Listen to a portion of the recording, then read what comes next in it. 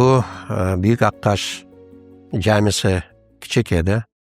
40-50 xorontalik degan kabi ehtiyojni yerine getiradi. Qadaskir kitoblarında shu jami haqida ilk haber 1701 senesinden kecha. 1925 senesi belli Urus ressamı Bagayevskiy onu resimga oldi. Ondan g'ayri bir kaç tane fotolar var. Tarixchilarning aytganına göre bu camini ve ona benzeyen baxshiradilgan minareler u camilerini qadimiylikni ko'rsatar ekanmish. Cami 28 senesi cedvelge alına, yani işletilmeye kullanılmaydı.